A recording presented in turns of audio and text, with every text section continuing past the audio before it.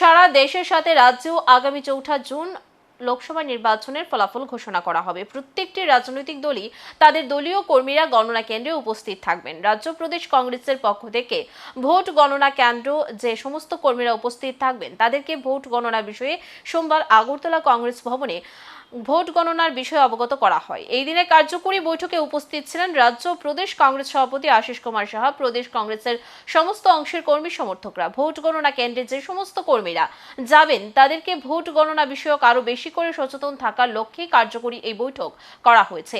এই দিনের বৈঠক শেষে সংবাদ মাধ্যমের মুখোমুখি হয়ে রাজ্য প্রদেশ সভাপতি আশিস কুমার সাহা বলেন, ভোট গণনা কেন্দ্রে কর্মীরা যাতে সচেতন থাকে, তারা যাতে গণনা সম্পর্কে বেশি করে অবহিত হতে পারেন। আর তিনি আরো বলেন, এই দিনে কার্যকরী বৈঠকে আগামী পঞ্চায়েত নির্বাচনকেও প্রদেশ কংগ্রেস পাখির চোখ করে নিয়েছেন। দল কিভাবে কাজ করবে সেই বিষয়েও আলোচনা করা হবে বলে জানিয়েছেন তিনি।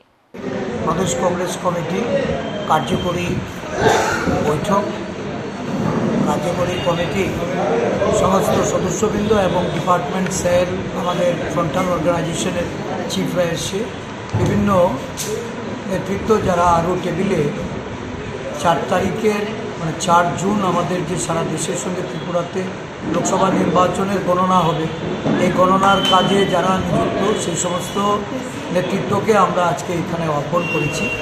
মূলত গণনা কেন্দ্রে আমাদের দলীয় নেতৃত্ব এবং আমাদের গণনা কর্মী সহ যারা দায়িত্ব পালন করবেন তাদের ভূমিকা সম্পর্কে অবহিত করা, তাদেরকে অ্যালার্ট করা, তাদেরকে এই গণনার সম্পর্কে তাদেরকে আরও বেশি করে সহযোগিতা করার প্রশ্নে নেতৃত্বের সমন্বয় গড়ে সাথে সাথে আগামী পঞ্চায়েত নির্বাচনে দল নির্বাচনী লড়াইয়ে কীভাবে ময়দানে আমাদের রোডম্যাপ কী হবে, কীভাবে ঝাঁপাবে, এগুলি নিয়ে বিস্তারিত আলোচনা।